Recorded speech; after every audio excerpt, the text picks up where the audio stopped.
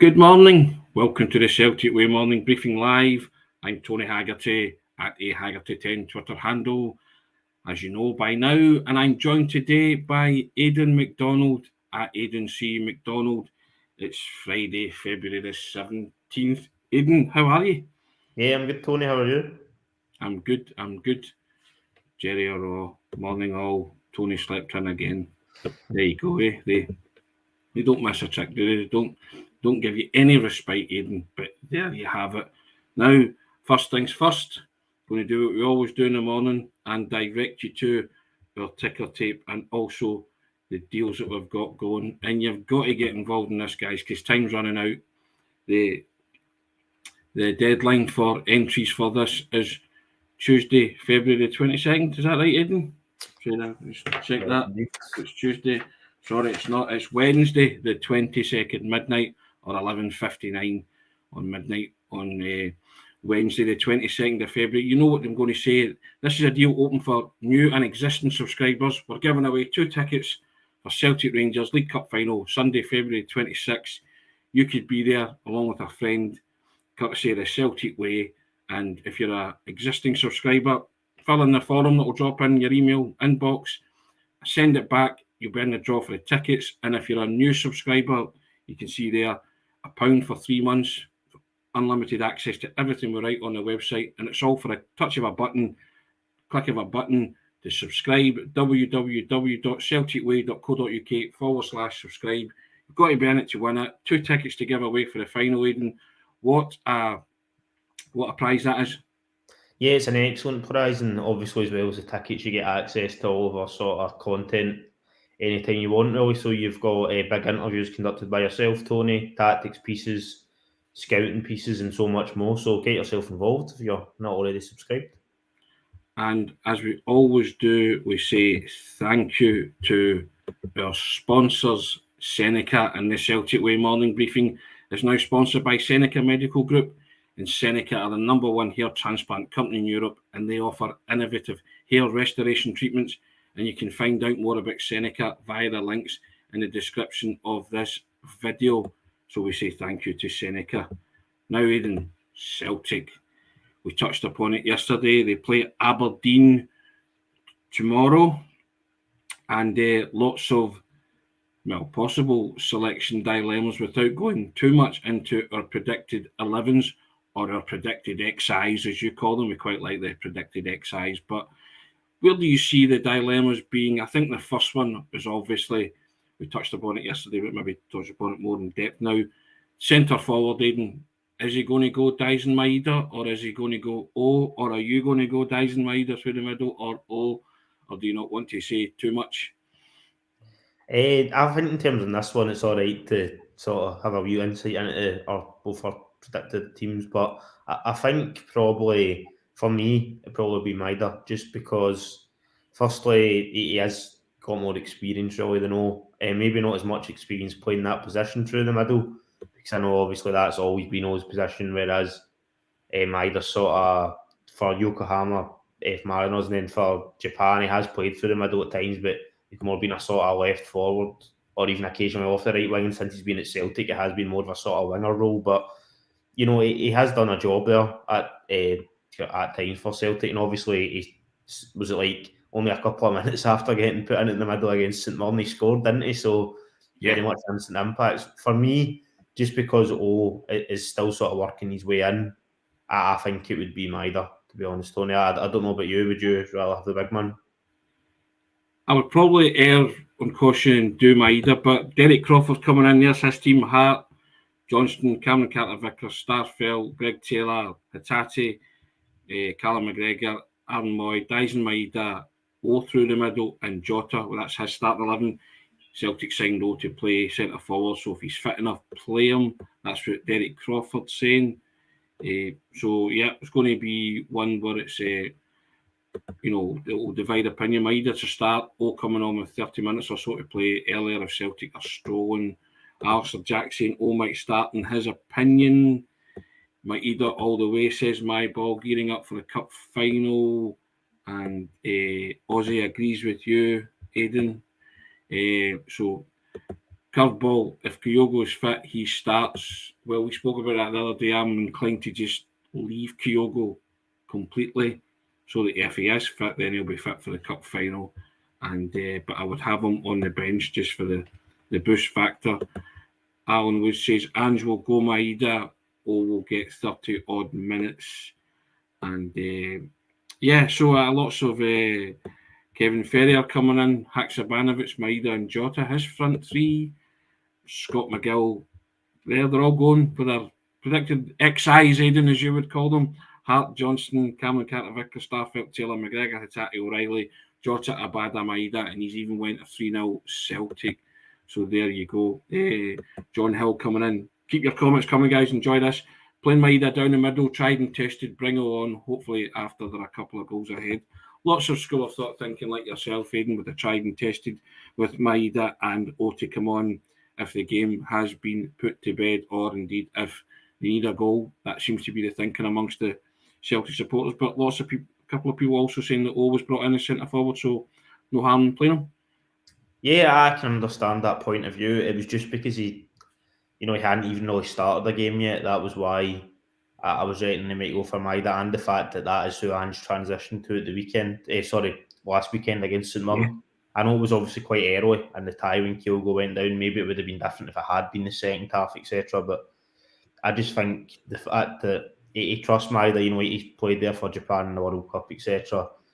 Even though that might not be his recognised position against Aberdeen at home in particular, maybe it's a different discussion next week against Rangers, which I know will probably be breaking down in depth in a few days' time. But for Aberdeen tomorrow, I think Maeda would hopefully be able to do the job. And the commenters that we're talking about there, obviously, is Celtic are doing well in the match, maybe a few goals up, 60-65 minutes, you take off Maeda and then you bring on O. That's probably the ideal scenario, Tony, isn't it, really? Yeah, and the commenters are an intelligent bunch, Aidan. They knock us out of the park in terms of the football knowledge, so we're just the vehicle to let them vent their views. But no, I think a lot of people, are of the same opinion. K-Matso coming in, Kyogo's fine, but Ange will pretend otherwise until the morning of the cup final. I hope so. I kind of subscribe to that myself. Derek Crawford coming in, we nod to Sean with these depth charts and all that. The options are unreal. The squad depth is superb. We've touched upon that a lot, haven't we? Scott McGill coming back in 60 minutes. Oh, come on. Yeah, and then Happy Suicide will come in saying Maeda first half, second half. Yeah, I mean, that's it's certainly a talker, isn't it, Aidan, in terms of... but it's just great to have options. Even someone threw up Haksabanovic to play as well. You've also got Abada there too, who you can bring in. And even if you really want to, go down your pecking order, there's James Forrest there as well, who Anne sometimes turn to in moments, especially at home, when he wants them to perform. So you look at that squad depth, and there is a plethora of options, certainly in the attacking berth, Aidan. Yeah, I mean, in terms of the overall front three, there is plenty of options, isn't there? Abada, Haksabanovic, Jota, Maeda, Forrest, even talking about wingers, and then obviously O through the middle. But as you pointed out there, Tony, Abada's played there before, done quite well when he's had to. Haksabanovic, when he was sort of signed, he was identified as somebody that could play across the front three if you were in that situation. Then obviously Maeda did that recently against St Mirren. So yeah, there's plenty of options there. We're obviously hoping Kyogo is okay, particularly ahead of the cup final. That's probably why there's maybe a wee bit more focus on the whole striker thing right now, because also across the season, plenty of Celtic players have been scoring goals. It's not like you've been relying on one person, similar to seasons in which, Dembele got 32 or, Griffiths getting 40, etc. There has been players chipping in all over the place.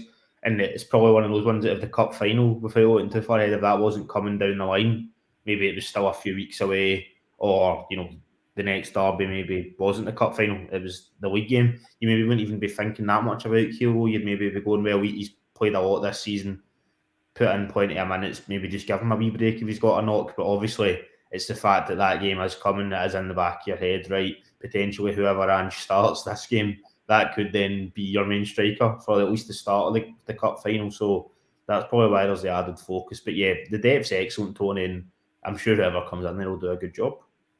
we touched upon this yesterday, that it was so important that All got his first goal for Celtic because it takes the pressure off him. And my ball saying thinks he'll be confident, hungry for more goals coming off the bench. I think that too, and you just need to look at the contribution of the players that came off the bench last week, all included. They were all bursting and hungry to do something, and they did. They made that impact. The game finished 5-1. When they came on, it was 1-0. So that's, as Ange Postecoglou is fond of saying, it's not about the starting 11 or a finishing 11. You get minutes, you make an impact. That's your job.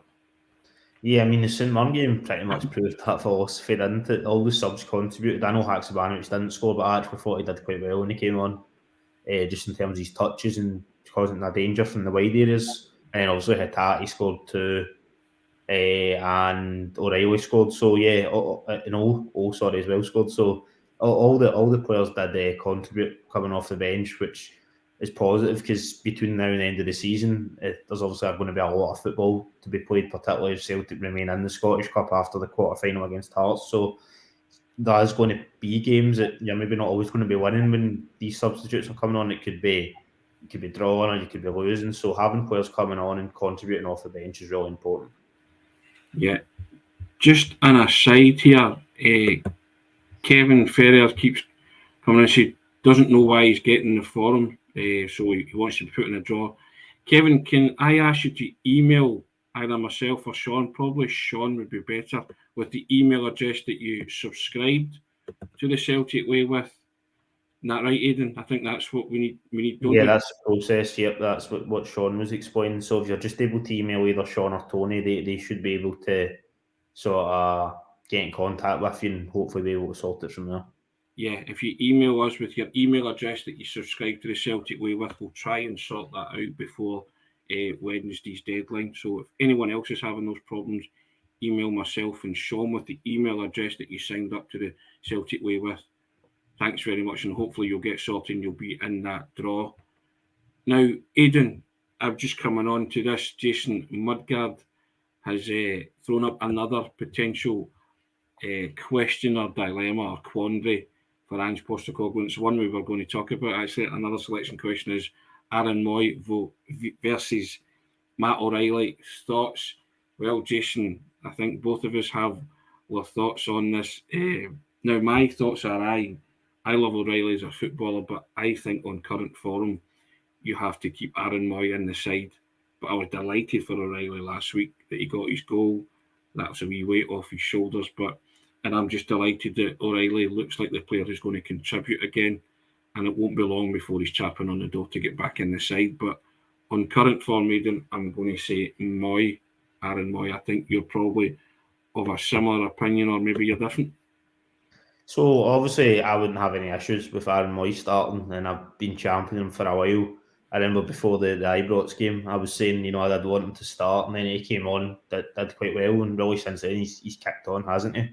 But I think for this game, just because O'Reilly scored, Moy's played, quite a lot of football, given he's a wee bit older. I think O'Reilly might start this game, Tony.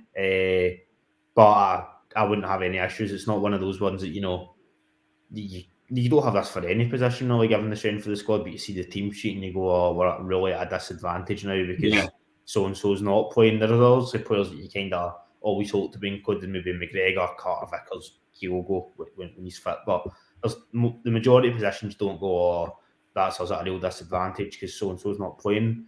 And I think that O'Reilly, just because of the momentum from that goal, I know that's probably quite a basic reason to put somebody in. If it was everybody scoring guaranteed a place the next game, then probably there would have been a period recently that we never made any substitutions because the team was always just the same. But I think just for this match coming up tomorrow, I would just like to see O'Reilly, to be honest, Tony.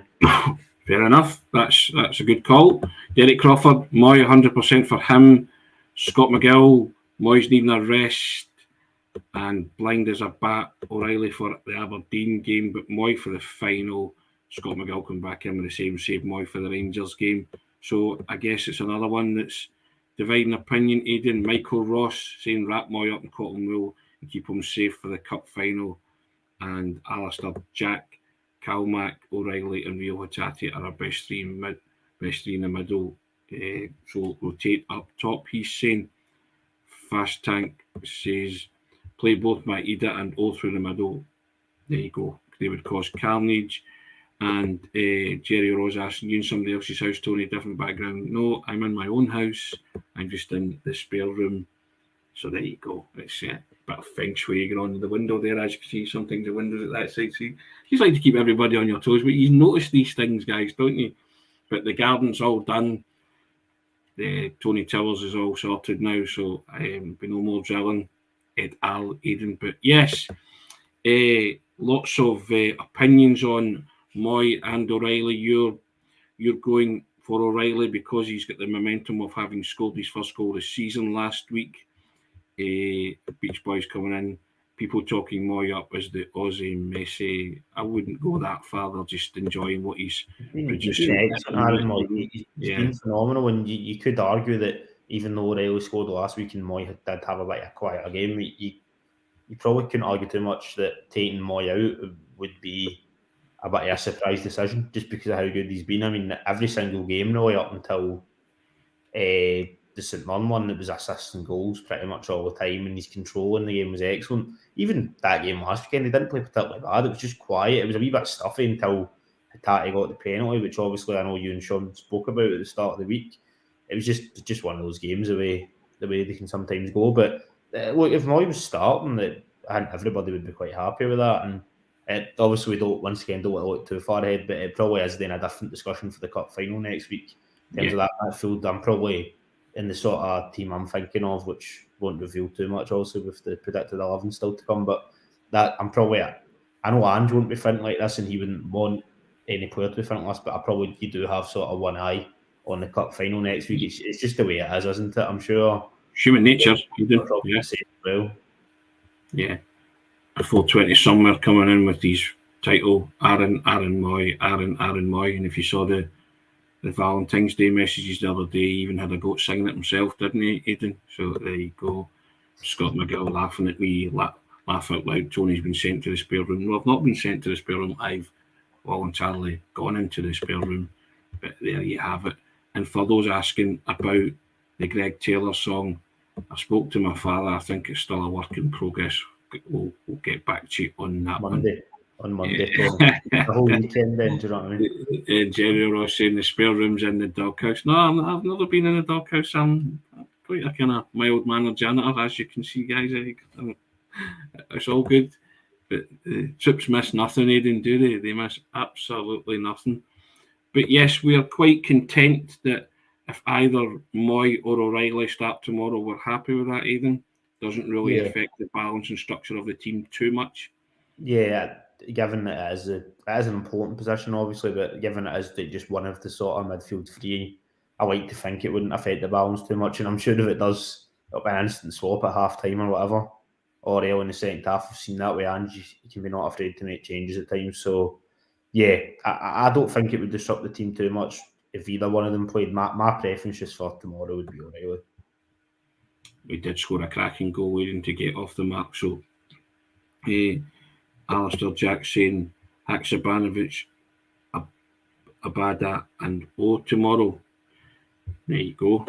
To keep the Rangers manager guessing his cup final attacking lineup. I'm sure it'll be part of Ange. Might work like that as well, Aidan, that he won't show his hand too much in terms of the cup final team, will he? Maybe, I don't know. Or maybe he just wants he doesn't really believe in momentum as such. He just wants that team to turn up and play their football and things take care of themselves. So, but like you, he'll have an eye on his cup final team, won't he? He'll be thinking. And like everything else, players can play themselves into contention and out of contention for a cup final place on the basis of tomorrow and in training this week. Exactly, and I mean, obviously, we hope this doesn't happen, but players can get injured within that spell as well. So he's going to want to make sure that everybody that is involved tomorrow, whether it's starting or substitute, is contributing. Because if something was to happen in the sort of 7 days after that, then he wants to make sure that somebody can just come in and fill that position. But yeah, I think he will have a slight eye on the cup final. I mean, it's only natural in terms of. But that might just be like in terms of like what team he's thinking of picking. But in terms of maybe like trying to send a message sort of to like Michael Beale and Rangers or keep them guessing, I don't know if you look at it like that, to be honest. No. I think he'll just want to put a team out to win that game, and I'm sure always focus, the last couple of days, and tomorrow will be on the Aberdeen game, but probably in the back of his mind, even if he's not discussed that publicly with the players or his staff, maybe even they will have a slight eye on the cup final. It's only natural, given how big a game it is. Yeah, I don't think Andrew will be concerned whatsoever about sending messages out to Michael Beale or Rangers will take any kind of the thought of playing Rangers next week enter any thought into his head. It's all about Aberdeen. It's all about 3 points. It's all about chalking them off until Celtic can hopefully see it over the line and win the title, Aidan. I always say it every week, just be clinical and professional, and the game and results should take care of itself if, as Ange always says, they turn up and they play their brand of football. You're quite confident in the manager to pick the right team. You're quite confident in the players to be able to deliver said result. Yeah, I mean, since obviously the World Cup break, it's been pretty much flawless outside of the draw at Ibrox, which the way it ended up at the time, the way the team played maybe wasn't great, but in hindsight, it probably was a decent enough result. So really, it has, apart from that, they've been winning and dominating games all the time, Tony. So yeah, it's been very professional since obviously they've came back from the World Cup, and fingers crossed that keeps going tomorrow. It ain't broke. It doesn't need fixing, Aidan. As you say, they've been Ibrox apart. They've been pretty flawless. So we'll come to a prediction at the end. But I wanted to touch on this, Aidan, something that dropped in a lot of. Now, Celtic shared and that now have also set out a kind of circular, and it's under the banner of the Celtic End, and it's being launched in conjunction with the Green Brigade, the Boys Celtic, and the North Curve Celtic. And the Celtic End's a campaign, and it's open to all Celtic fans, and their aim is to turn the lower tier of the traditional Celtic End, the Jockstein stand, into a full standing area at Celtic Park, because currently the standing section in the North Curve holds 2,700, with a similar number of fans on the waiting list. Now, the organisers want to turn the Jockstein stand into a standing zone, the stadium, to allow more fans to stand and also improve the Parkhead atmosphere. So a statement from the North Curve Twitter page read, Borussia Dortmund's yellow wall was arguably the most iconic stand in world football. In Rome and across Italy, you have the famous curvas, and even closer to home, the Cop in Liverpool retains mythical status. Yet at Celtic Park, a place we like to think tops all else, it lacks a traditional end of reputation and influence. And the Celtic supporters have all considerably in the last decade, and the fans want to stand at matches, yet only 2,700 are given that option. There's a similar number on the waiting list, and on the famous European nights at Celtic Park, most of the Lisbon Lions End stand, and at Hampden, the entire goal end, usually everybody chooses to stand. So they're saying the appetite is unquestionably there, Aidan, and they believe that if the standing capacity at Celtic Park is increased, then the big question is going to be where, and they believe that the answer is fairly obvious. They want to cater for all people that want to stand, and they see that as being housed and accommodated in the Celtic End. And tomorrow, volunteers will be out distributing leaflets and targeting season ticket holders who currently sit in the Jockstein stand. So where do you stand on that, Aidan, in terms of they want to try and create the Borussia Dortmund famous yellow wall? Now, I've campaigned for ages about but I've mentioned it, that I wanted the tunnel to be called the Bertie Auld Tunnel.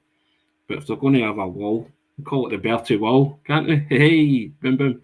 But they're trying to get more people standing at games. You've seen it a lot in recent games, and they're saying that it would add to the atmosphere. Are you a fan of that? Do you subscribe to that? Would you like to see the lower tier of the Jockstein stand become an all standing section? Guys, get your comments in.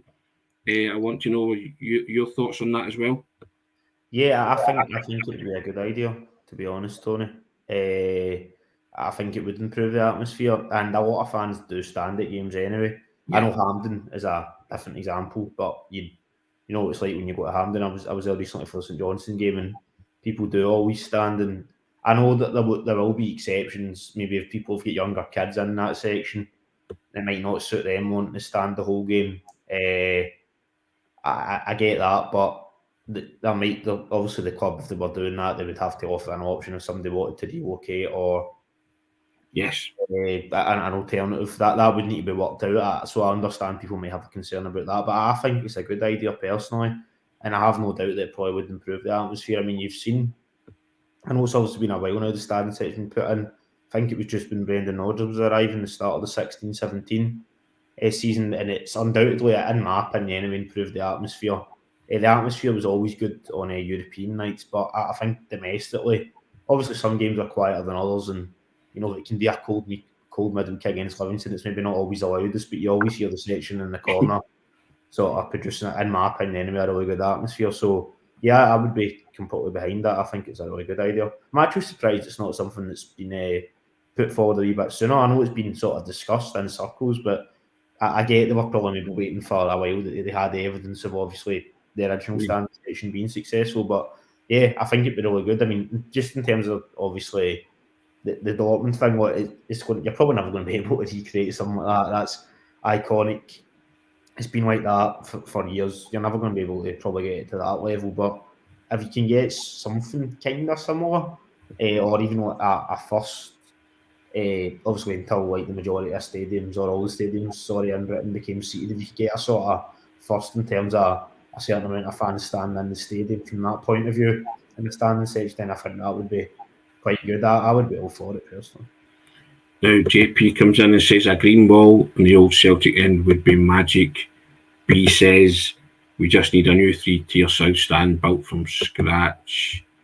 And somebody was laughing at me because I asked you where you stand on that, Aidan. I was going to say that, Tony. Was that deliberate? or where you sit on that? Don't know. Alan would say the green wall, big thumbs up to that. Yeah, there's blind as a bat. Where do you stand on that, Aidan? Big laughing face.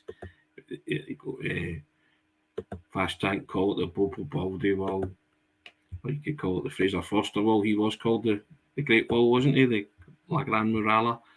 Derek Crawford saying, great point, Brown Warren. Okay, sorry. Probably the atmosphere at Dortmund is superb. If we'd done it, Celtic Park would be even better. Yeah, this is the point I think that Derek would the fines get bigger, the bigger standing section. Well, that's. What's your thoughts on it, Tony? Where do you stand on it? Do you think? I think it's a great idea, certainly in theory, isn't it? I think the practicalities might be a bit more, and the logistics of it were difficult, because if you're in the Celtic End and you don't want to give up your seat that you've had for years and years and years, then how are you going to convince somebody to move? That's the thing. I think that's the whole discussion that's going to take place, and that's why the leaflets are targeting people who there'll be dialogue about that, won't there? Yeah, there has to be extensive dialogue about that, hasn't there, moving forward? And yeah, I think certainly you see the yellow wall, Dortmund, and you're not envious of it, but it's quite a spectacle, isn't it? It's something, and you actually wonder why probably what Celtic haven't had. You've got to go back to the old jungle days, when I used to go into the jungle, and many others went into the jungle for that kind of atmosphere that it created. And I have to say the Green Brigade do bring a lot of colour and a lot of atmosphere to Celtic, and there's only 2,700 of them. But I think there is an increased and a growing appetite to stand at a football match.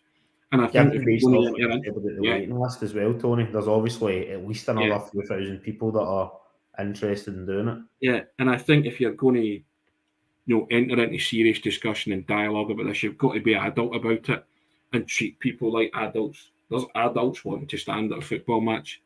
Can you cater for them? And if so, how are you going to go about doing that? And all sorts of people need to be involved. Obviously, health and safety people need to be involved as well, because that's a concern too. But if it ticks all the boxes and all the criteria can be met, I'm all for it. But I don't want corners cut on it. I don't want any kind of, just a kind of a quick solution to it. Let's do this properly, and if it can be done, yeah, I'm all for it, because I think it's something that Celtic could benefit from in the long run. Yeah, I think so. I mean, obviously, when it came to the original standing section, the one that was put in 2016, that was quite a long process, wasn't it? There was a lot of dialogue. It was done properly. It was well thought out. It wasn't something that was, suggested in the June and then or the May, sorry, like at the end of the season, then it suddenly just came in. It was something that was well thought out, and there was plenty of discussions. And I'm sure it would be similar this time. And obviously, you would need to cater for people that maybe they've sat there for years and maybe they don't want to stand. I understand that. I understand that. But I think long term it would be something that'd be positive to make the atmosphere even better at Parkhead, and it might even be the case at the start of it, it's maybe like only part of the stand gets turned into a standing section, and then from that, Yeah. there are people that maybe originally didn't want to give up, but they're still sitting in that stand there, may be able to be moved along a wee bit or whatever. If they're going to do it, I want it done properly, right? I want proper dialogue, proper discussion with all parties involved, and everything, above board, copper bottomed, all the criteria ticked off, and Derek Crawford, a bit pessimistic, he says, let's be honest, the police and the council won't approve it, in my opinion. That is possible in my book. Did get approved the last time, though, to be fair. I think that this was a first time, sorry, Tony, if there wasn't already a standing section, it would maybe be something that seemed not impossible, but quite far off. But, Celtic have obviously got it, Kilmarnock, they've got it. I think it's also a bit of a small section. Celtic's one. Wolves have got one down south. Mm-hmm. And I think there was another Premier League team I now can't remember that's either got it or is very close to putting one in. So that's sort of just 3 teams. I'm sure I'm missing. There might be lower league teams as well down south that have. I'm not talking about terracing, obviously, like actual specific set outstanding sections that I'm probably forgetting about. So there has been evidence of it being successful. Obviously, this would be a different level in terms of the majority, in terms of the amount of the stadium that would be getting turned into it. But the fact that there has been dialogue before, it's been successful, it's been approved, it would lead me to think that it's got a decent chance of happening if there's appetite from it from the fans, obviously. Of course, and my ball comes in, says needs to be dialogue, and dare I say it, with the Green Brigade too. Need to keep everything about Celtic, and it should all be about supporting the boys. That's part of supporting the team, though. That could be something that improves the support of the team. Do you know what I mean? Yeah, of course. Getting that standing session. So, but lots of thoughts on that. But most people think it's a good idea. But some people think that the police and the council would veto it. We'll need to see what happens. But I think the first part of it is that there you go, Andrew Gillier, bigging you up, Aidan, clever young man. There you go. Thanks for that, Andrew. First time I've been called that, Tony. You know what I mean? First time for everything in Fast Tank saying a very professional podcast. We should be working for the club. That's very, very kind. I appreciate that. I appreciate everybody that comes on and puts comments in the section and lets us debate them in a kind of reasonable and sound manner. Aidan, we do that every day. And on that note, I'll tell you why and where we do it every day, and a chance to win 2 tickets for the League Cup final. Got to get involved in this. It's open to new and existing subscribers. You can be on your way to Hampden, courtesy of the Celtic Way. If you're an existing subscriber, fill in the form that drops into your email inbox and send it back. You'll be in the draw for 2 tickets. The draw will be made at midnight. The draw will be made on Thursday the 23rd. The deadline's midnight, Wednesday 22nd of February. One lucky subscriber is going to win 2 tickets to the League Cup final, Aidan. And if you're a new subscriber, it costs you £1 for 3 months for unlimited access to everything we write on the website. That's all for a click of a button. www.celticway.co.uk/subscribe. That's www.celticway.co.uk/subscribe. And before we go, just also say thank you to our sponsors, SENECA, Celtic Way Morning Briefing, now sponsored by SENECA Medical Group. And SENECA, the #1 hair transplant company in Europe, and they offer innovative hair restoration treatments. And you can find out more about SENECA via the links in the description of this video. Aidan, we've covered a plethora of topics today. Or Maeda, Aaron Moy or O'Reilly, and standing at the football. But the one thing we haven't covered, Aidan, is prediction. So is it age before beauty or wisdom before youth? I don't know, or whatever. Are you going to go first? Am I going to go first? Take it You away, go young first, Aidan. Tony. You go first. I'll go first. Okay, I'll say 3-0 to Celtic. There you go. I will go for 3-1.